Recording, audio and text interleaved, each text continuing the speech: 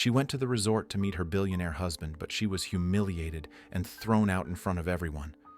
And when he arrived and saw what they had done to his wife, his reaction left the entire resort in shock.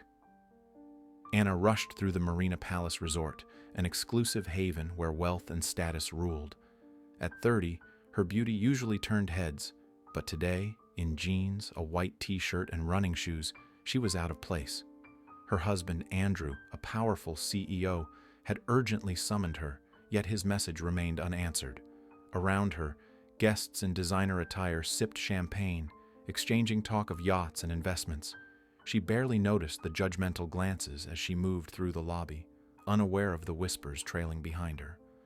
In her rush, she'd even forgotten her wedding ring, that ring that, ironically, cost more than some of the luxury cars parked outside. But soon, the Marina Palace would learn a powerful lesson. Appearances can be deceiving, and the woman they silently dismissed was far more than she seemed. Anna approached the marble-clad reception desk, her heart already racing from the urgency of Andrew's message. Behind the counter, Victoria Matthews, the head receptionist whose nameplate gleamed as polished as her fake smile, looked up, her perfectly lined lips curling into a slight sneer.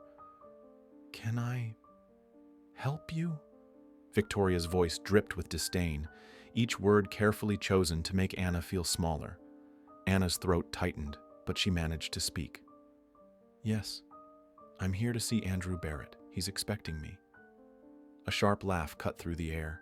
Behind Anna, a group of socialites had gathered, led by Catherine Wellington, a regular whose reputation for cruelty matched her collection of designer wear. "Mr. Barrett?" Catherine's voice carried deliberately across the lobby. "Darling, I think you've confused this with the budget hotels in town. This is Marina Palace."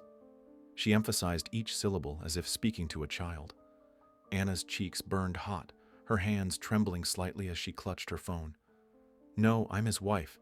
He asked me to—" "His wife?" Victoria interrupted, exchanging knowing looks with her colleague. "Ma'am, I know Mrs. Barrett. She's a regular here, and she would never—" Her eyes swept over Anna's outfit with exaggerated disgust. Dress like this. Anna's stomach churned. Each word felt like a physical blow, making her increasingly aware of every imperfection in her appearance. She could feel dozens of eyes on her, hear the whispers and barely suppressed giggles.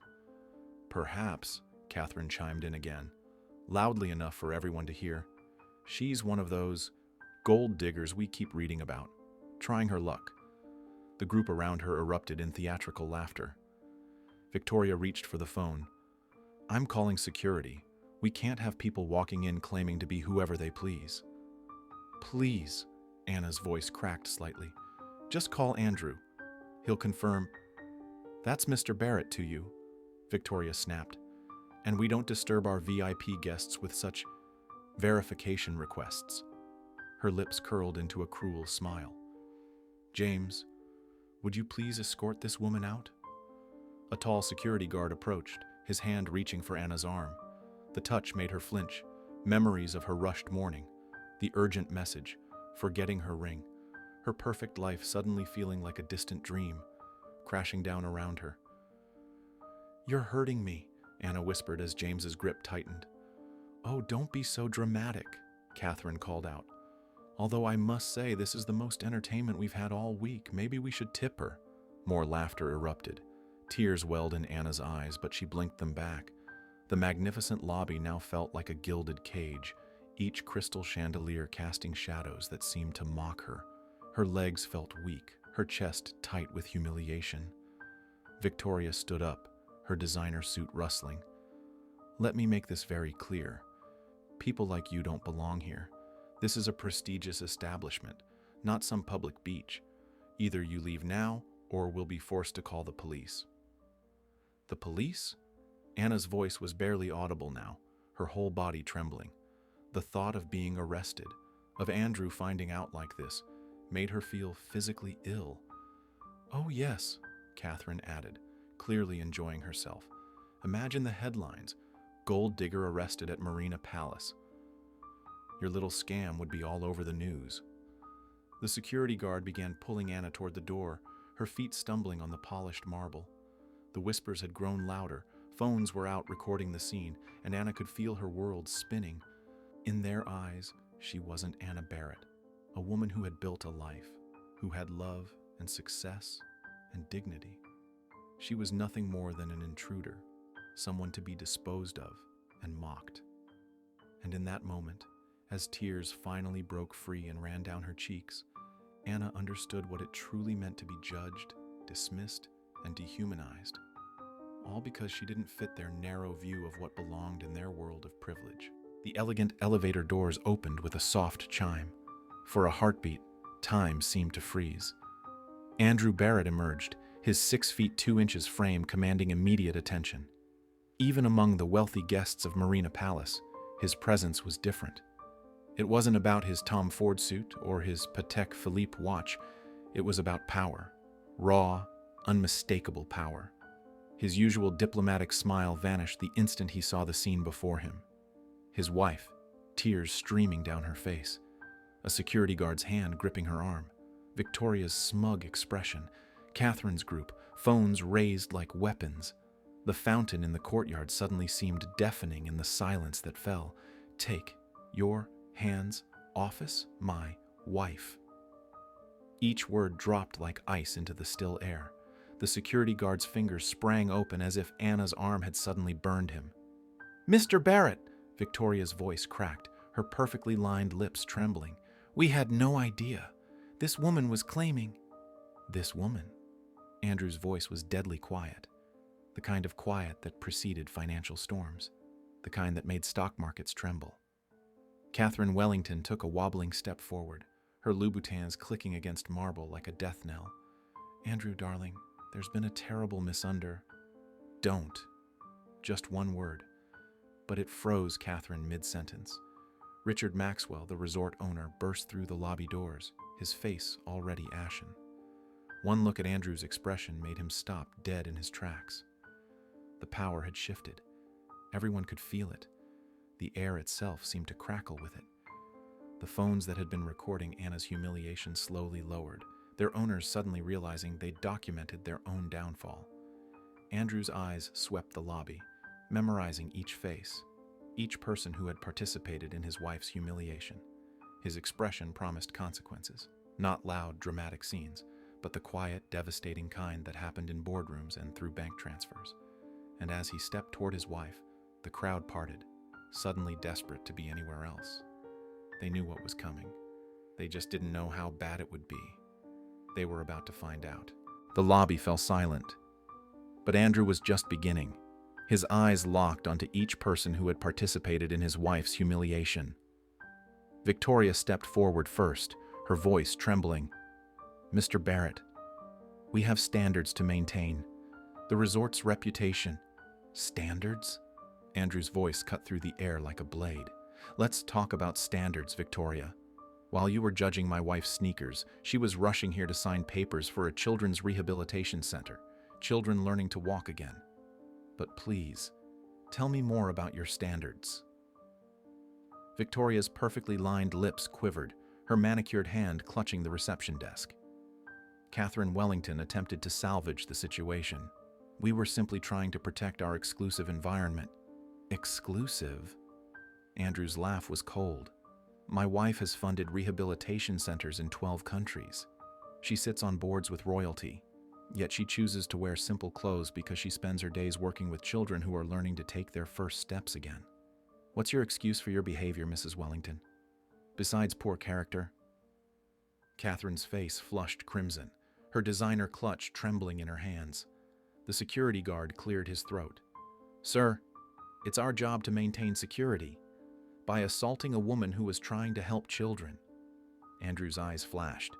"Tell me, does your training manual include a chapter on bruising innocent people? Or was that your personal touch?" James, the guard, visibly wilted, his broad shoulders slumping. Then, something remarkable happened. The lobby doors opened, and a stream of people entered, world-renowned physical therapists, Olympic athletes, celebrities known for their charitable work. Among them was Emma Thompson, the acclaimed actress and humanitarian. "Anna, darling!" Emma rushed forward, embracing Anna warmly. "Is everything ready for tomorrow's opening?" The same lobby that had witnessed Anna's humiliation was now watching her being embraced by some of the world's most respected figures. Victoria, who had refused her a pen, watched as Anna discussed rehabilitation programs with leading medical experts. Catherine, who had mocked her clothes, stood frozen as Anna was praised by celebrities for her vision. "Thanks to Anna's initiative," Emma announced to the gathered crowd, "part of this resort will become the country's most advanced pediatric rehabilitation center. Children who struggle to walk will learn to run on these beaches. Those who fight to move will find strength in these pools." The staff who had sneered at Anna now watched as she was surrounded by admiration and respect. Their faces shifted from shock to shame as they realized the true magnitude of their actions. Andrew stepped forward one last time. "My wife wasn't dressed for your approval today. She was dressed for the children she helps. Children who don't care about designer labels, only about the hands that help them stand again." The transformation was complete. The lobby that had been a scene of cruelty was now filled with hope and purpose. And there stood Anna, not as a woman to be judged by her clothes, but as a force of change, surrounded by those who recognized true worth. The same employees who had mocked her now stood in stunned silence, watching as Anna Barrett, the woman they had tried to throw out, was celebrated as the visionary behind a project that would change countless lives. Victoria's mascara-stained tears, Catherine's trembling hands, and James's bowed head told the story of their harsh lesson. True class has nothing to do with clothes, and everything to do with character. The same employees who had mocked her now stood in absolute silence, watching as Anna Barrett, the woman they had tried to throw out, was celebrated as the visionary behind a project that would change countless lives. The very same people who had humiliated her in front of dozens were now the ones facing humiliation, but on a much larger stage, before celebrities who had learned of their actions and millions who had seen the viral videos and news reports. The ones who had scorned her now stood frozen, witnessing her being applauded and respected by influential figures and world-renowned personalities. They would never forget this day. They were in shock. The tables had turned. 1 month later, the resort Marina Palace had transformed beyond recognition. The grand opening of the Children's Rehabilitation Center attracted media attention worldwide, but the real story was happening in the quiet moments.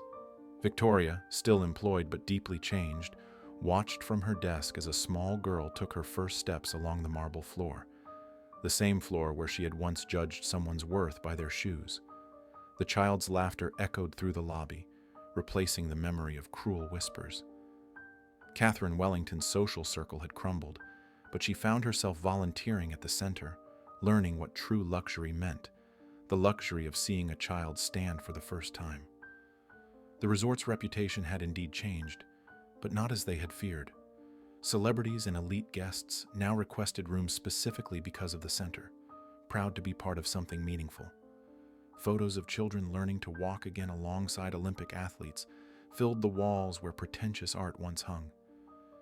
James, the security guard, had requested to be assigned to the rehabilitation wing. Every day he helped children feel safe and welcomed, his strength now used to support, not intimidate. The videos of that day had gone viral, but not as a scandal. They became a powerful reminder of how judging others can blind us to true greatness. Corporate training programs worldwide now use the incident as a case study in humility and human dignity. Anna's office, overlooking the beach, was exactly where they had tried to throw her out. But she hadn't taken the position for revenge. Every morning, she walked through the lobby in simple clothes, greeting everyone with the same kindness, even those who had scorned her. Her revenge wasn't in making them feel small, but in showing them how to be bigger people. Sometimes the biggest lessons come in unexpected packages. Have you ever judged someone too quickly, only to realize you were completely wrong? Share your story in the comments below. And if this story touched your heart, don't forget to hit like and subscribe to our channel. Every week, we bring you powerful stories that remind us that appearances can be deceiving, and true worth lies in how we treat others. Hit the notification bell to never miss an update. And remember, the next person you meet might just change your life. or you might change theirs. Join our community who believe in looking beyond the surface. Because in life, just like in our stories, the best surprises often come when we least expect them. See you in our next video, where another incredible story awaits.